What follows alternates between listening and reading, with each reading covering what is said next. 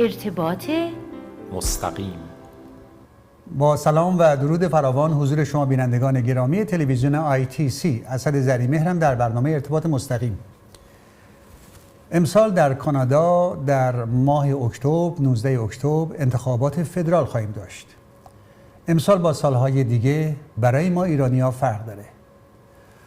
ما چندین نماینده از شهر تورنتو و ریچموند هیل داریم که برای نمایندگی فدرال مجلس فدرال کانادا اینها نامزدند و در این انتخابات شرکت خواهند کرد.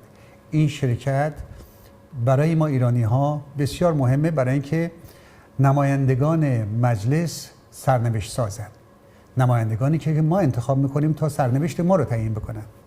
بنابراین مشارکت در انتخابات یک امر لازمه. اما در این رابطه ما از یکی از دستاندرکاران کامیونیتی جامعه ایرانی که سالهاست در دل جامعه فعالیت داره و همچنین با بسیاری از این سیاستمدارا حشر و نشری داره، ما دعوت کردیم که در رابطه با انتخابات 19 ماه اکتبر امسال در این باره یه توضیحاتی بدن که این مقدمه است بر سلسله گفتاری که در آینده هم خواهیم داشت تا زمان انتخابات. حتی با نامزدها هم گفتگو خواهیم کرد و شما هم وطنان گرامی که مخصوصا در استان آنتاریو زندگی میکنید و یا کانادا به این مسئله توجه داشته باشید و به حرفایی که اینجا زده میشه گوش بکنید و اگر نکته چیزی هم هست میتونید با ما در ارتباط باشین و به ما اطلاع بده که چه مسائلی براتون اهمیت داره که در این انتخابات باید مورد نظر قرار بگیره که سرنوشت ما به همین انتخابات بستگی داره. در یک کشور دموکراتیک این مردم هستن که سرنوشت خودشونو تعیین میکنن. همه مردم که وارد مجلس نمیتونن بشن، پس نمایندگانی رو از طرف خودشون که اهداف اونا رو دنبال میکنه میفرستن به مجلس تا سرنوشت مملکت، استان و شهرشون در اونجا تعیین بشه. به هر حال اجازه بدین که بریم سراغ مهمان برنامه‌مون، آقای مهندس احمد تبریزی، بنیانگذار بنیاد پریا. آقای مهندس سلام و درود بر شما. درود بر شما. خوش آمدید به استودیو ما. خیلی متشکرم. مرسی که دعوت ما رو دعوت کردید. ما دیدیم که بهتر از شما فعلا کسی رو سراغ نداریم که توی جامعه باشه و مخصوصا با سیاستمدارا و با نخست وزیران، با کسانی که در دستاندرکار دولت هستند شما برخورد دارین و حشر و نشر دارین.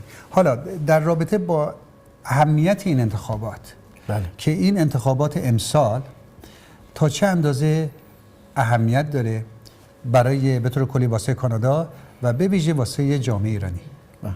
من خیلی متشکرم. درود به تماشاچیان برنامه تلویزیون ایرانیان کانادا و آقای زریمهر که لطفاً اجازه دادن در خدمتشون باشم.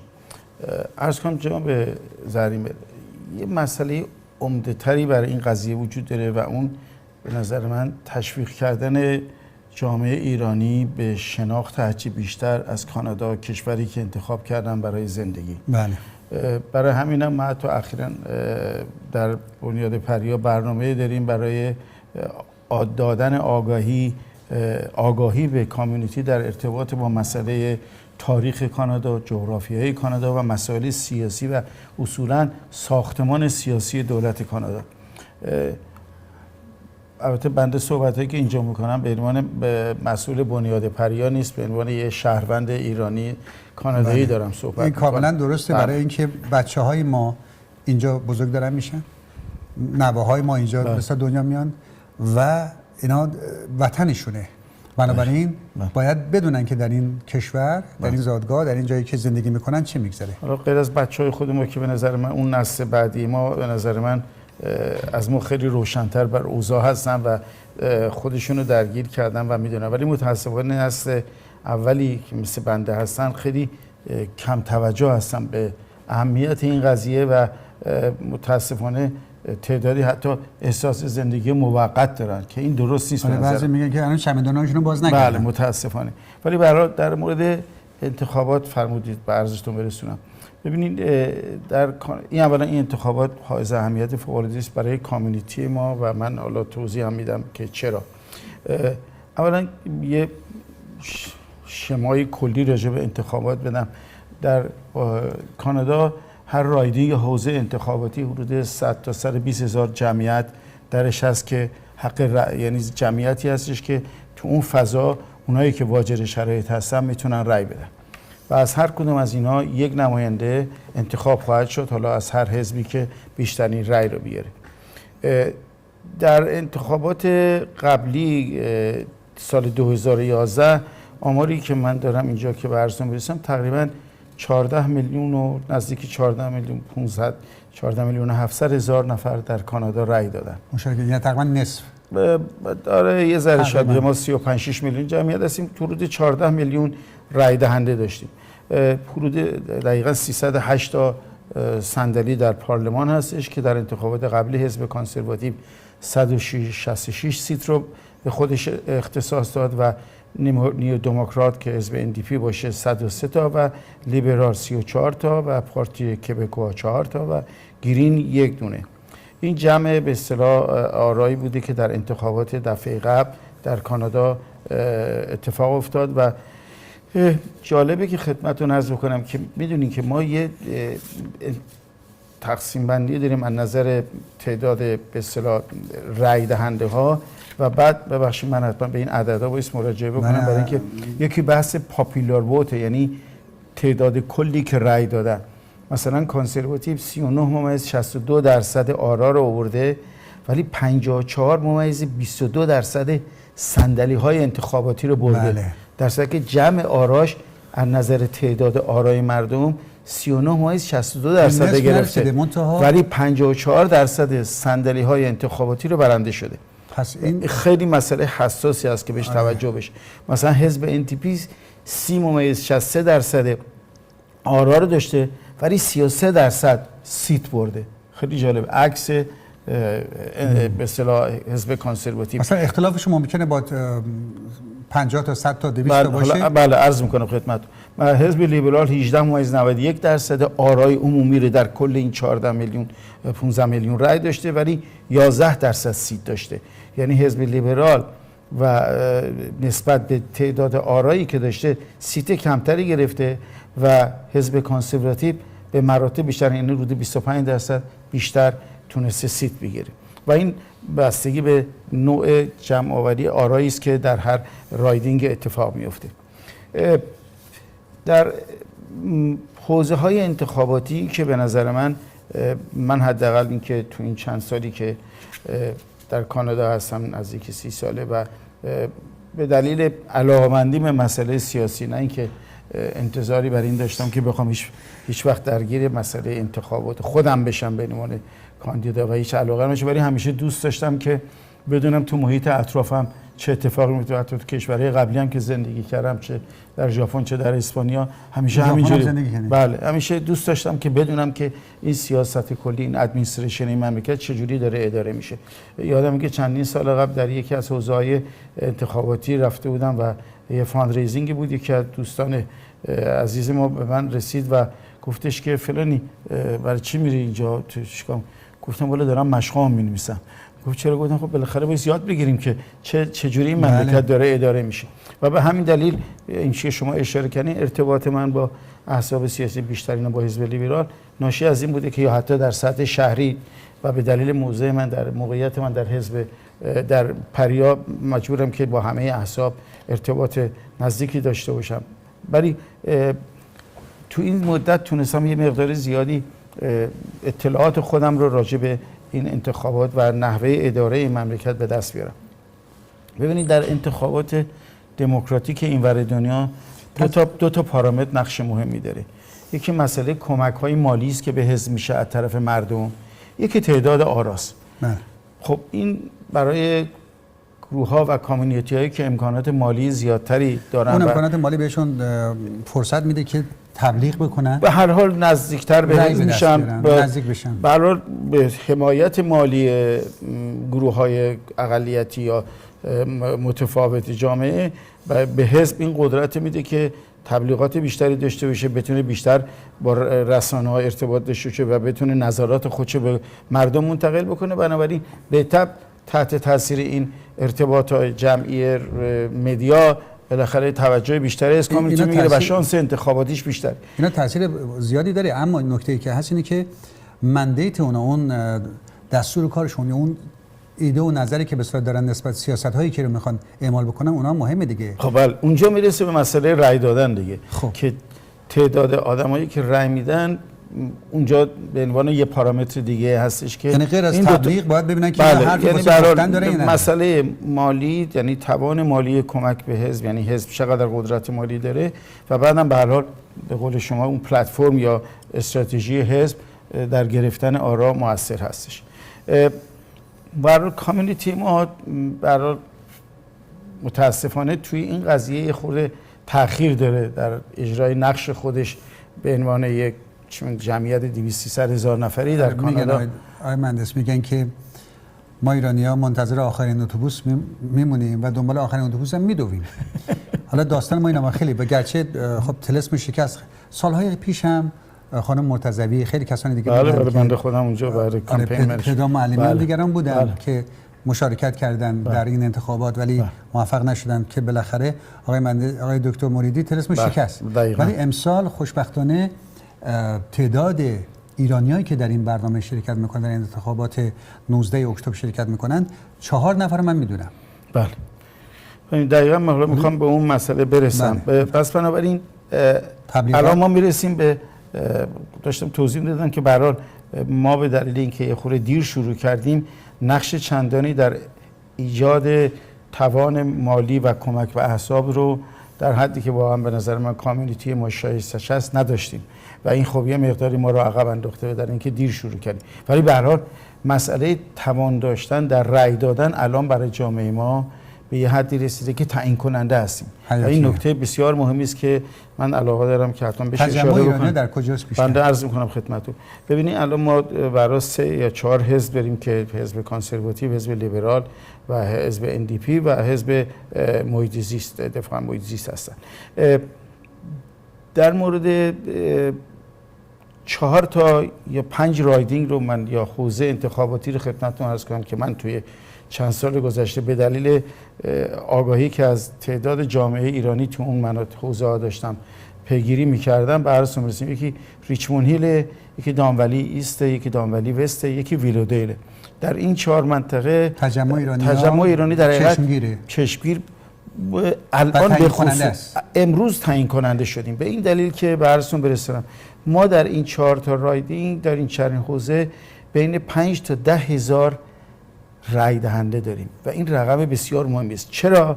من به عرضتون برسونم هر حوزه 5 تا 10 هزار تا ما در این 4 تا حوزه بین 5 تا 10 هزار تا ایرانی حق رای دهنده داریم.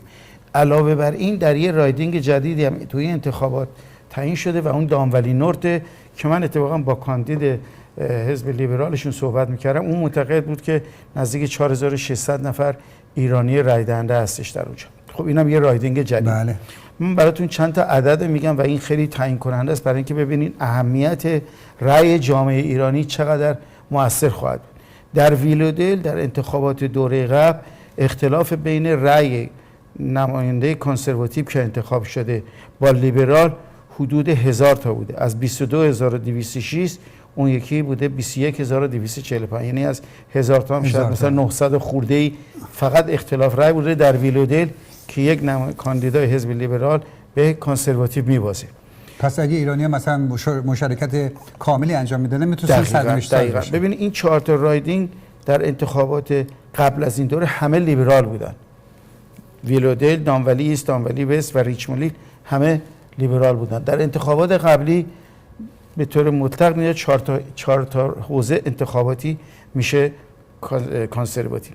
در دامولی نورت دامولی ایست 14400 تا رأی کانسرواتیو، 13550 تا نفر دوم لیبرال که میبازه، حدود باز 950 تا اختلاف رأی، زیر 1000 تا. بله. در ریچموند هیل 22000 تا رأی نماینده کنسرواتیو، بعد 17800 تا، اینجا عدد زیاده، حدود 5000 درصد. ریچموند هیل هم توجه بکنیم اون نزدیک 10000 تا رأی دهنده داریم، یعنی بزرگترین حوزه‌ای که ایرانی‌ها نقش دارن در تعیینش در ریچموند هیل هستش. بعد در دامولی وست هم 22990 رای نماینده کنسرواتیو میاره و نماینده لیبرال 22350، یعنی 600 تا رای اختلاف پیدا میکنه. ببینید این نشون دهنده اینه که کامیونیتی ایرانی در این 4 حوزه انتخاباتی برای اولین بار من فکر میکنم که بسیار نقش تعیین کننده خواهند داشت. توجه بکنید که هر یک دونه حوزه انتخاباتی نماینده انتخاب شده بسیار بسیار تعیین کننده است برای احزاب که این از حزب کنسرواتیو یا لیبرال بشه. حالا NDP خورده تو این 4 تا رایدینگ سخته که انتخاب بشه، مگر اینکه حالا یه اتفاق غیر عادی بیفته، ولی جنرالی برای اینکه بدونی من بهتون میگم در هر 4 تا این رایدینگی که برای شما عرض کردم حدود اگر اشتباه نکنم 49 تا 50 هزار تا رای دهنده وجود داشته که ببینیم همونجوری که عدد داره بهتون گفتم 20 هزار و حدود 6 هزار یا 8 هزار مال NDP هستش، یعنی تقریبا رأی NDP و لیبرال و کنسرواتیو 2 برابر تقریبا تعداد آرای NDP هستش. بنابراین سخت تو این 4 تا رایدینگ NDP شانسی برای انتخاب شدن داشته باشه، ولی تو این 4 تا اون چالش اصلی یا در حقیقت اون مبارزه اصلی بین لیبرال و کنسرواتیو و اینجا خب برای کامیونیتی ما این که اهمیتی که داره بهتون عرض بکنم. ببینید حزب کنسرواتیو در انتخابات قبلی که 166 سیت انتخاباتی رو برد 73 تاش از اونتاریو بود. توجه بفرمایید که بسیار بسیار مهمه، یعنی نزدیک به 40 خورده درصد سیتایی رو که حزب کنسرواتیو برد در اونتاریو بودش و این رقم بسیار بسیار مهمه. کلا اونتاریو 102 تا صندلی داره. 106 تا. 106 تا. ببخشید 106 تا در دوره قبل اونتاریو ما یک سوم شاید یک کمی بیشتر از یک سوم. نه تقریبا 70% 69 درصد آرا رو در اونتاریو حزب کنسرواتیو برد دوره قبل. نه میخوام بگم 106 تا. در کل بگیم حدود یک سوم. نه بیشتر 106 تا نسبت به 166 تقریبا حدود 60%. مجموع کسانی که در به عنوان نماینده به فدرال مجلس فدرال راه پیدا میکنن 300 خورده ای نیست؟ نه من نسبت به کل میفرمایید، من فکر کنم راجبش کنسرواتیو بله یک سوم هستیم در 380 106 تا من نزدیک همون 30% و تعیین کننده هستش. یعنی اونتاریو بسیار مهمه واسه احزاب. دقیقاً. برای این چیزی که الان حائز اهمیته این تشویق جامعه ایرانی به مشارکت در این انتخابات. خب خوشبختانه در این انتخابات از یک سال قبل شاید یه خورده بیشتر جامعه ایرانی واقعا فعال شد روی این زمینه. 3 یا 4 تا کاندیدا از واقعا نسل دوم داریم که همشون بسیار بسیار جوانای تحصیل کرده و موفقی بودن توی جامعه کانادایی.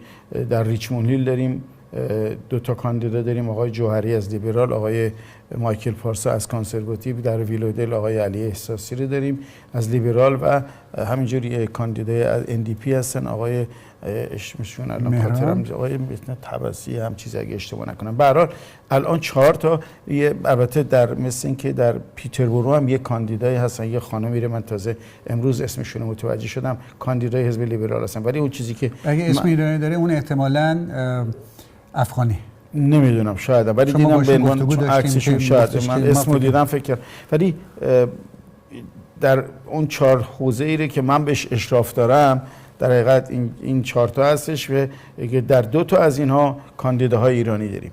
خب این خودش بسیار بسیار مهمه، یعنی ما به راحتی میتونیم اگه درست عمل بکنیم حداقل 2 تا نماینده ما در انتخابات فدرال در اتاوا خواهیم داشت و این براتون برسونم. ببینید جامعه ما در مسائل بیزینسی و مسائل تحقیقی آموزشی ریسرچ بسیار بسیار موفق بوده. متاسفانه در بخش نقش خودمون در بخش سیاست کانادا خیلی ضعیف عمل کردیم. و این مهمه که ما صدا به سابقه بله اصولا سیاسی ما برمیگردیم ما که بله. تعیین کننده نیستیم، در صورتی که در یک کشور دموکراتیک حکومت مردم بر مردمه. اون نماینده ها موقتا نماینده، مثلا یکی میگفتش که این هارپر رو اخراجش کنیم، در حقیقت همینطوره. وقتی که بهش رأی ندین، به کسی دیگه رأی بدین، اخراجش کردین دیگه، نمیخوام شما نخست وزیر باشین. به همین سادگی. بنابراین نقش مردم در انتخابات بسیار حیاتی و مهم و سرنوشت سازه. داشتن صدایی از جامعه ما در تصمیم گیری دولت فدرال در اتاوا بسیار بسیار اهمیت داره. من موضع‌گیری سیاسی نمی کنم برای اینکه خودم تفکر خاصی رو دارم، ولی این برنامه واقعا به عنوان نیست که من پروموت کنم یا بخوام تشویق بکنم کامیونیتی به کی رای بدن، ولی به هر حال چه نماینده از NDP باشه، چه از کانسرواتیو، چه از لیبرال، در اتاوا برای کامیونیتی ما بسیار بسیار حساس و اهمیت داره. ما باید صدا و حضور نماینده‌های خودمون رو از کامیونیتی خودمون داشته باشیم. من آقای زرینی یه مسئله رو خدمت عرض کنم. من تو 3-4 کشور دنیا زندگی کردم بعد اومدم کانادا. اون چیزی که در کانادا هست در اون جهان نبودش. من الان نزدیک 30 سال در اسپانیا بودم. چند سال اسپانیا بودی؟ 8-9 سال. میخوام جمعش بکنم ببینم، میخوام شما 85 سال میشه تقریبا.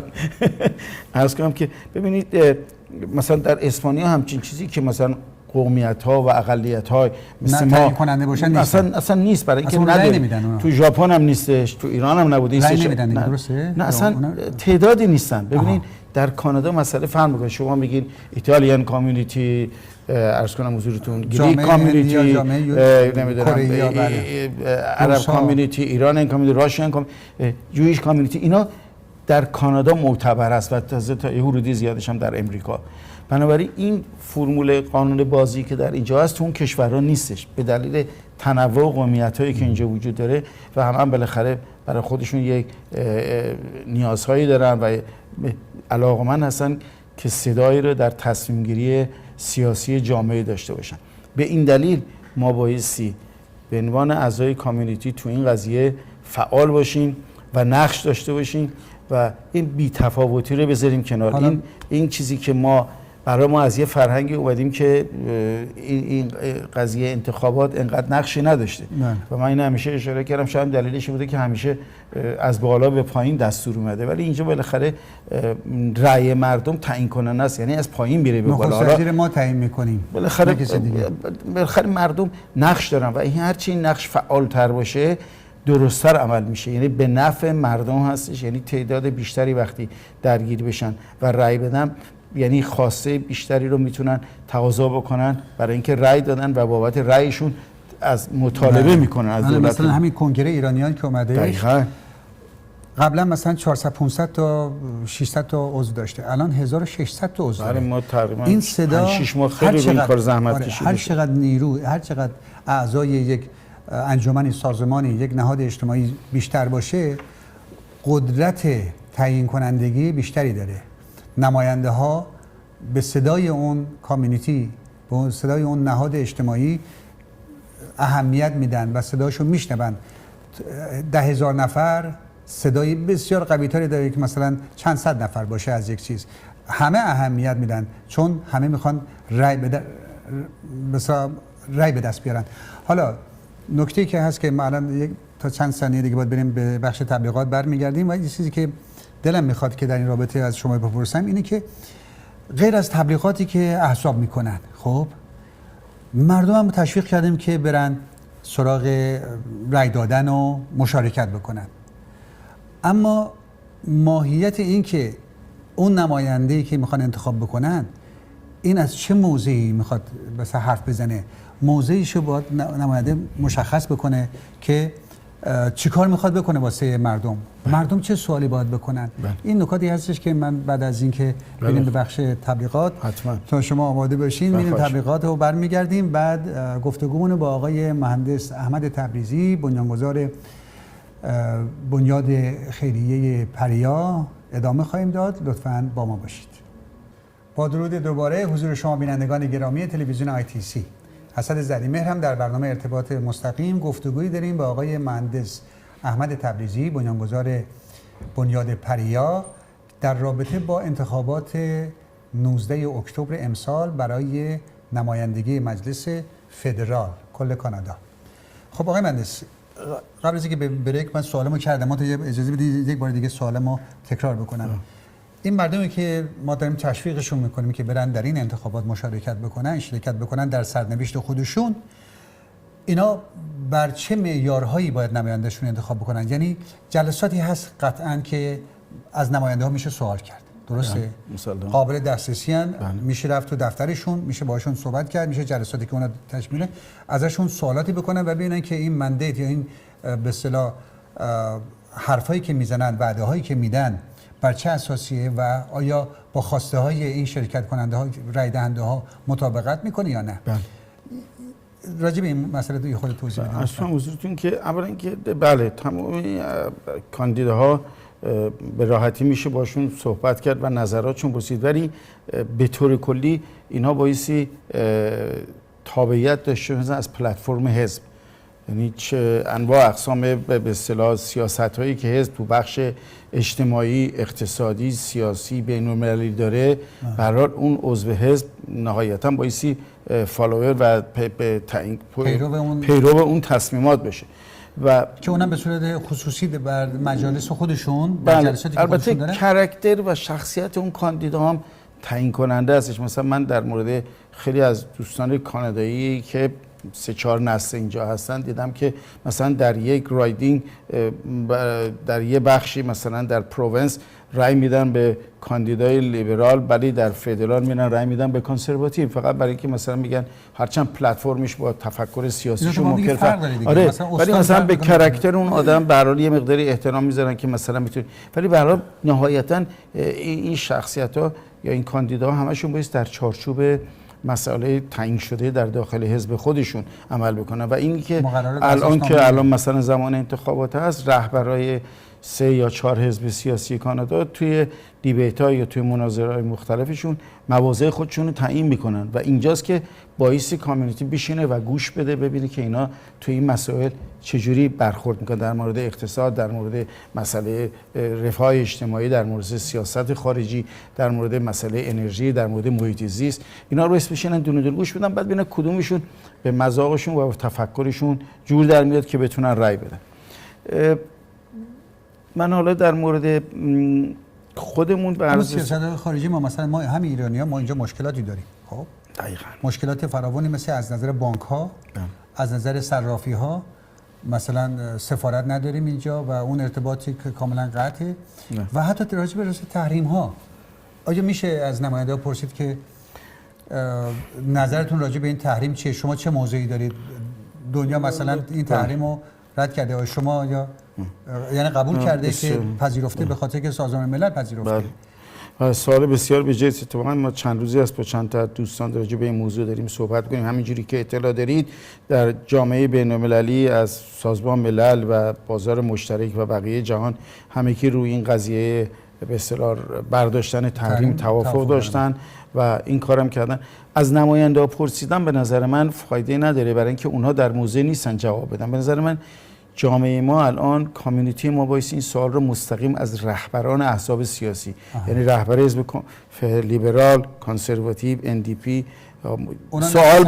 سوال بکنیم بگیم آقا جون الان زمان حساسی در این انتخابات برای جامعه ایرانی. جامعه ایرانی که طرفدار صلح هستن، من نمیخوام خیلی جنرال صحبت کنم بگم همه با این تفکر موافق هستن که تحریم برداشته بشه. اونهایی که صلح طلب هستن و به قول آقای اوباما جایگزینی جنگ رو با یه تفاهم قرارداد اینجوری حاضرن بپذیرن یا به هر حال حالا این آدم این گروه از جامعه ما اینجا این حق رو داره که تو این مقطع که به نظر من بسیار مقطع حساسی است، یعنی ما با اون مقدمه‌ای که تو بخش اول صحبت هم گفتم که ما تعیین کننده هستیم تو این 4 تا رایدینگ، بریم این سوالو از رهبرای احزاب سیاسی بکنیم. اگر شما دولت جدید تشکیل، من در ارتباط با مسئله سیاسی که نمیدونم سفارت باز بشه واسه اصلا نظری ندارم و نمیخوام نظری بدم، ولی آیا شما در مورد برداشتن این تحریم که جهانی هماهنگ شده است، یعنی جامعه جهانی به این توافق کرده، شما موقعیتتون چیه؟ آیا انتخابات ببرید شما این کار خواهید کرد یا نه؟ موضعی که اونا تعیین بکنن به نظر من راهنما خواهد بود برای گروهی از ایرانیان کانادایی که حق رأی دارن و صلح طلب هستن و دنبال جلوگیری از جنگ هستن. برای اینا یه راهنمایی خواهد بود که حالا به کدوم حزبی رأی بدن، به کدوم کاندیدا رأی بدن و در ضمن موضع کاندیداها رو هم روشن میکنه. وقتی لیدرشپ حزب بیاد موضع خودش تعیین بکنه، و دوستای عزیز ایرانی ما که کانادایی اینجا کاندید هستن، خب اینا هم به راحتی میتونن اعلام بکنن برای اینکه به هر حال تصمیم از بالای حزب میادش. و این الان به دلیل شرایط خاصی که به نظر من در این 35 سال برای ما وجود نداشته، چه از نظر تعداد رأیی که میتونیم بدیم، چه از نظر این موقعیت بسیار حساسی که از نظر ارتباط جهانی با ایران به وجود اومده، از نظر رفع تحریم، زمان بسیار حساسی است و آگاه شدن کامیونیتی ما و نقش کامیونیتی ما برای اینکه نشون بدیم که به هر حال ما به اندازه 250,000 یا 300,000 جمعیت بالاخره به اذعان خود مقامات دولتی کانادا که کامیونیتی بسیار بسیار موفقی و کمک کننده به اقتصاد و ایژوکیشن و ریسرچ این مملکت بودیم، داشتیم و داریم. حالا بگیم خیلی خب، حالا ما با این تعداد رأیمون یه پوزیشنی هم در این مورد اتخاذ میکنیم، یه تصمیم گیری میکنیم و میتونیم 3 یا 4 رایدینگ رو با همین رأی 5,000 یا 10,000 نفری خودمون تعیین تکلیف میکنیم. و این رو به نظر من با سوالی که از رهبرهای سیاسی بکنیم ما کاملا موضع ما روشن خواهد شد و اونا خودشون خیلی راحت میدونن. این عددهایی که من خدمتتون گفتم مال دوره قبل انتخابات 5,000 رو نمیدونم اینجا 7,000 تا اونجا 10,000 تا، اونا خودشون خیلی خوب میدونن و میدونن که این قضیه از نظر جامعه ایرانی که واقعا به دنبال صلح هستن و به دنبال این نیستن که جنگی در اونجا اتفاق بیفته چقدر اهمیت داره. اون وقت اینجایی هستش که ما در حقیقت نشون دادیم که به یک بلوغ سیاسی رسیدیم در این جامعه کانادا که رأی خودمون رو در اون جهتی که منافع جامعه ما هستش و به مردم مملکت ما یا به طور کلی حمایت از حقوق بشر و برداشتن یه خطر جنگ هستش، میتونیم نقش خودمون رو ایفا بکنیم. حالا ما میگیم که مثلا دولت کانادا تصمیم گرفت که این کارو بکنه. خب این دولت که احزاب، بله، حزب سیاسی خاصی، بله، آره حزب سیاسی خاصی میکنه. اون حزب سیاسی خاص رو هم مردم تعیین کردن که واسط اگر برای ما یه مشکلاتی پیش میاد، ماییم که به اصطلاح اون نماینده خودمون انتخاب نکردیم که از حق و حقوق ما دفاع بکنه که اون مشکلات برای ما پیش نیاد. جامعه ایرانی ما باید به عنوان یک جامعه ایرانی میتونیم از نماینده ها بگیم آقا ما این مشکلاتی داریم، شما میتونید به ما کمک کنین، ما به شما رأی میدیم. خب رأی خریدن اونا هم همینه که مشکلاتو گوش میکنن، به حرفای مردم گوش میکنن، نگاه میکنن که این جامعه چه مشکلی داره، آیا اونا میتونن کمک بکنن یا نه. اگر بگه که آره به وعده هایی که دارن تا اونجا که امکان داره سعی میکنن که وفا کنن، در غیر این صورت دوره بعدی انتخاب نخواهند شد. بنابراین این خیلی اهمیت داره که ما در سرنوشت خودمون شرکت بکنیم، به نماینده هایی رأی بدیم که خط مشیشون با منافع جامعه ما هم همخونی داره و واسه ما یه خط نشانای عجیب غریبی نکشن. حالا آقای دکتر، آقای مهندس، شما گفتین که تقریبا کل جهان با این تحریم برای سازمان ملل برای به عنوان سخنگوی جامعه جهانی در تمام دنیا مثلا چند تا کشور مخالفت کردن با والا تا اونجایی که من میدونم فقط مثل که اسرائیل هستش و کانادا که کانادا موضعی رو نگرفته، ولی به هر حال به عنوان سازمان ملل که سخنگوی جامعه جهانی هستش وقتی با این قضیه موافقت کرده، باید بپذیریم که به هر حال یه هماهنگی در جامعه جهانی راجع به این قضیه اتفاق افتاده که به هر حال یک مذاکره توافقی خب اون دیگه من دربارش که می‌خواستم حالا شما فرمودید براتون می‌ذارم. من 7-8 روز قبل در یه ملاقاتی در یه محل در یه فرصتی بود که با آقای هارپر صحبت بکنم، درست روز بعد از دیبیت بود و ازشون رسوندم گفتم من دیبیت رو گوش کردم و شما اشاره کردیم به مطلبی که کانادا از نظر سیاست خارجی تصمیمات سازمان ملل و نیتو رو تایید میکنه و قبول داره. گفت بله. گفتم خب الان همین یونایتد نیشن و بازار مشترک که این حتی خود آمریکا، دولت آمریکا که همسایه شما هستن، روی این قضیه توافق کردن که این تحریم رو بردارن. موضوع شما چیه؟ گفتن خب حالا ما راجع به این موضوع فکر میکنیم. امیدوارم که فکرشون در جهت مثبت بوده باشه. این جوابش سیاستمداران بوده. خب مسلما بر نمیاد فوری به من جواب مثبت بدن. مال نخست وزیر اسرائیل کاملا مشخصه. خب بله دیگه اون دیگه میخواد که بگه آقا جنگ کنه، حمله کنید و تاسیساتو از بین ببرید و نذارید این فرصت که مثلا بمب اتمی بسازه، در صورتی که ایران تعهد کرده که بمب اتمی نمیسازه و فکر نمی‌کنم من بسازه. من که بنده در اون حد نیستم که راجع به این موضوع قضاوت کنم، ولی میگم وقتی 5 به اضافه 1 میشینه یه سال نیم صحبت میکنه، به یه قراردادی میرسه امضا میکنه، به هر حال دانششون از بنده حقیر خیلی بیشتره که توافق میکنن و یه کسی مثل رئیس جمهور امریکا که یه تنه وایستاده و داره از این موضوع حمایت میکنه، حتما سوادشون عقلشون خیلی بیشتر از بنده میرسه. حالا کانادا ممکنه کاسه داغ‌تر از آش بشه. حالا دیگه امیدواریم که به هر حال به یک تفاهمی از رهبر چیز کرد دیگه. مسلما یعنی دقیقاً ما به نظر من به عنوان کامیونیتی ایرانی کانادایی که اونهایی که به دنبال صلح هستن، اونهایی که جنگ طلب نیستن، میتونیم این سوال رو قانونا بپرسیم از احزاب سیاسی کانادا، رهبراشون که موضع خودتون راجع به این قضیه تا قبل از انتخابات تعیین بکنین. حالا دیگه به قول معروف صلاح مملکتی خویش خسروان دارن، حالا دوستان ایرانی کانادایی تصمیم اون موقع خواهند گرفت که به کی رأی بدن. امیدوارم هر سه تاشون بگن ما موافقیم با تحریم، بعد دیگه اون وقت میشه مثل انتخابات قبلی که هر کسی با تفکر سیاسی خودش میتونه بره به اون حزبش رأی بده. آقای مهندس تبریزی، این اگه به جای اوباما اگه جمهوری خواهان بودن احتمالاً جنگ تو ایران بود و یک کشت و کشتاری و بالاخره خدا میدونه، مثل که چون محافظه‌گرا نه، مثل جمهوری خواهان اصلا عاشق جنگ افسرها و این حرفا هم بیشتر. ببین آقای زریمه، من یه مطلبی رو توی جلسه شما شب سال نو تشریف داشتیم، مهمونی که ما داشتیم، آقای جیسن کنی بغل دست بنده سر تیبل بودیم، باشون صحبت میکردم، به عرضشون رسوندم، گفتم که امروز جهان به هم وصل شده.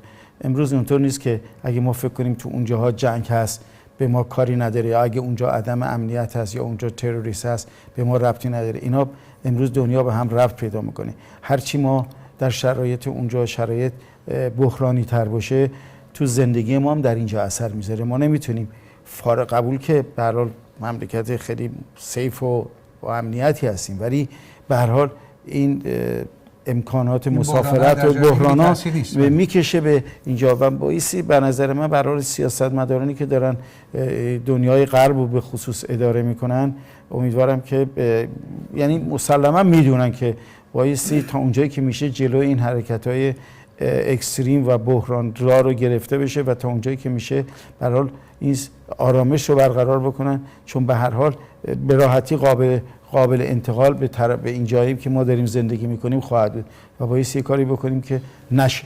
این خانم آذر امیرسلام که مشاور مهاجرت هستن، تو یکی از برنامه‌ها من شنیدم میگفتش که برای سرمایه داره فقط 6 نفر رو گرفتن سرمایه گذاری، اونا میلیونرها. خب بله. یک شرایط سختی رو گذاشتن واسه مهاجرت که سرمایه گذارا نمیتونن بیان و الان ما در ریسیشن دوم هستیم. و به قول آقای مالکر میگفتش که رهبر حزب NDP میگفتش که تنها نخست وزیری که 2 بار ریسیشن یا رکود اقتصادی بوده مال آقای هارپر بوده. بعد وقتی که ازش بپرسی که این ریسیشن میگه که مثلا ویچ وان، کدوم یکی رو میگی، اولی یا دومی رو میگی، تا این اندازه. خب ولی صحبت از حالا ما نباید به اصطلاح نه برای یه سیاستایی در مسئله انتخاب به اصطلاح ایمیگریشن و مهاجرتی دارم. من اتفاقا 2 هفته قبل آقای مایک پاسور لطف کردن، آقای وزیر ایمیگریشن دعوت کردن در پریا و تعدادی از اعضای کامیونیتی سوال جنابالی تشریف آوردیم. بعد سوال اصلی در ارتباط با این قانون جدید C24 بود که یه سری کلاریفیکیشن، سری توضیحاتی از ایشون خواسته شد که آیا واقعاً در حد اختیارات وزیر هست که این تصمیما رو بگیره. ویدیوش الان هست تو یوتیوب هم گذاشتم که بدونن که ایشون به عنوان وزیر رسما اینجا میگه که نه خیر، دادگاه باید تصمیم بگیره و این چیزی نیستش در اختیار ما باشه. چون قبلا گفته بودن که اگر یک من نماینده مهاجرت میتونه. البته من یکی از دوستان ایرانی، یک لویر به من ایراد گرفتن که اینجوری نیستش، ای کاش که میذاشتیم ما بیایم با آقای وزیر دیبیت بکنیم و جربست کنیم. والا ما در بنیاد فریاد دنبال محاکمه کسی نیستیم، ما وظیفمون اطلاع رسانی به جامعه است. اطلاع رسانی ما این بوده که وزیر رسما اومده این اظهارات هر کی کرده سوالی داری بیاد تو جلو. ویدیو تو یوتیوب هم هست. اگر فکر می‌کنی ایشون خلاف اون چیزی که قانون گفته، خب خیلی راحت شما به عنوان یه وکیل میتونید بگید شما اون چیزی که گفتین با متن قانون فرق می‌کنه. ولی انتظار نداشته باشین که بنده اصلا کوچیک‌تر از اونم که یه وزیری بیارم بشونم مثلا با 3-4 تا وکیل ایمیگریشن که ایشونو سوال جواب بکنن یا دادگاهی تشکیل بدیم که آقا ببینیم کی حق داره کی حق نداره. ولی اطلاع رسانی به نظر من وظیفه ما هستش. هر سازمانی مثل سازمان ما که برای کامیونیتی کار میکنه تا اونجایی که میتونه کامیونیتی رو مطلع بکنه، آگاه بکنه. حالا دیگه بعدش چی هستش؟ خب اونایی که قانون رو بلدن اینا میرن رو قضیه کار میکنن. قانون 24 بود یا 54 هم چیزی؟ برای همین قانونی که در ارتباط با که میگه که اگر یک second class generation شهروند کانادایی که اینجا دنیا نیامده سیتیزن میتونن چیز بکنن در خارج از کشور اگر یک اشتباهی شده باشه اینا میتونن سوابق تروریستی داشته باشه میتونن. که من سریعا ازشون سوال کردم، ایشون گفتن تو درون دیدم که نخیر، شما به عنوان سیتیزن میتونین برین تو دادگاه و از خودتون دفاع بکنین و اگر رأی دادگاه صادر بشه این قانون به شما اعمال خواهد شد. ولی این دوست عزیز من میگفتن قانون اینطور نبوده. گفتم ولی من متاسفانه رشته مهندسی در مورد قوانین حقوقی چیزی نمیدونم. به هر بهانه یک شهروندو خارج به اصطلاح از سیتیزنیش بگیرن، شهروندیشو بگیرن و بگی که برو به کشور خودت یا جای دیگه برو، این در مورد کسانی که اینجا دنیا اومدن شامل اونا نمیشه. درسته؟ یعنی اینجاست که به اصطلاح شهروند درجه 1 و درجه 2 به وجود میاد. به هر بهانه‌ای به هر چیزی، یکی که شهروند 20 سال اینجا بوده، 30 سال بوده، هر چقدر که بوده مهم نیست، چون اینجا دنیا نیامده اینو میتونن اخراج بکنن. اینجاست که به اصطلاح نقض قانون حقوق بشر پیش میاد. به هر حال آیه زرینی ببینید اینجا ما یه سوپریم کورتی داریم که با وجود اینکه خیلی از قضاتش کلیه قضات بله الان میخوام عرض کنم با وجود اینکه خیلی از قضات سوپریم کورت کانادا تعیین شده توسط هایپر هستن و خیلی ها معتقدن که همشون کانسرواتیو هستن، ما میبینیم که قوانینی که آقای هارپر گذرونده خیلی از مواقع در سوپریم کورت برگردونه برای اینکه اگینست چارتر اف رایت هستش. بنابراین اونجور هم نیست که مثلا ما فکر کنیم چون دولت اکثریت از هر قانونی میتونه بره. الان روی همین دو تا ماده قانونی، همین چیزی که شما بهش داشتیم صحبت می‌کردیم راجع به سکند کلاس، الان خیلی از وکلا حامیان حقوق بشر روش اعتراض دارن و مسلماً میره سوپریم کورت و سوپریم کورت اگر تشخیص بده که این اگینست چارتر اف بله، یعنی اینجوری نیست که حالا چون دولت ماجوریتی از تصمیم میگیره. به هر حال بپذیریم که برای تو این مملکت حکومت قانون هستش و این قانون فراتر از حتی خود دولت هستش. یعنی اونجا جایی هستش که میتونن تصمیمات اینا رو اووررول بکنن و این جای خیلی خیلی امیدواری داره که این اتفاق خواهد افتاد برای اینکه کسانی هستن که روی این قضیه دارن کار میکنن. من 2-3 دقیقه بیشتر وقت نداریم متاسفانه. آیا نکاتی هستش که باید اشاره کنیم بهش؟ البته همه باید منطقی است که کسانی که میتونن رای بدن مشارکت بکنن در سرنوشت خودمون. خب بریم سراغ کسانی که ببینید خط مشیشون، حرفاشون، وعده هاشون، وعده و وعیدهایی که میدن با به نفع شما هست یا نه. همیشه همینه. همیشه مثلا کلیمی ها، چینی ها، هر کدوم اینا منافع جامعه خودشون در نظر میگیرن، میرن سراغ نماینده‌ای که از اون منافع دفاع میخواد بکنه، بنابراین به اونا رأی میدن. به همین سادگی. آیا نکته دیگه هستش؟ برای همین برای هم مطلبی که جناب علیش فرمودید اشاره کردیم بهش درست. و ببینید من پیغامم به کامیونیتی رو نیست که در این مقطع خاص تاریخی بعد از 35 سال مهاجرت به کشور کانادا زمانی هست که کامیونیتی ایرانی توان خودشو در بخش سیاسی و تصمیم گیری سیاسی کانادا نشون بده و مشارکت بکنید و اون چیزی که فکر میکنید درست هست بهش رأی بدین، چون اون وقت گوش شنوایی بیشتری خواهد بود که بیشنم با ما حرف بزنه. به امید خدا ما تقریبا 99.99 هزارم درصد 10,000 درصد خلاصه خیلی امکان داره که ما 1 تا 2 تا نماینده ایرانی در مجلس فدرال 2 تا رو حتما داشته باشیم. هر 2 تا داشته باشیم. یکیش از ریچموند هیل و یکیش هم از ویلودل. چون در ریچموند هیل 2 نماینده ایرانی از 2 حزب مخالف در مقابل هم هستن. امیدواریم که یکی از اونها که قطعا میشه والا با حزب سومیش کار نداریم. 2 تا نماینده ایرانی هم در بخش ویلودل هستن بله. که اونا هم انشالله یکی از اونها انتخاب میشه انشالله. و در حوزه های دیگه که آقای مهندس در تبریزی 2 اشاره حوزه کردن، دیگه 2 ما حوزه تعیین دیگه کننده هم هستیم، یعنی اون ایرانی ها نقش تعیین کننده دارن. دقیقاً برن کاندیدای سراغ- مورد علاقه‌مون رو میتونیم آره. تعیین بکنیم. کاندیدای مورد علاقه شما کسانی که میتونن حافظ منافع ایرانی باشن، از حق و حقوق ایرانی دفاع بکنن. دیگه نگیم که بابا این چه دولتی که مثلا واسه ما اینو تعیین کرده اونو تعیین کرده. میتونن برن در سرنوشت خودشون دخالتی داشته باشن.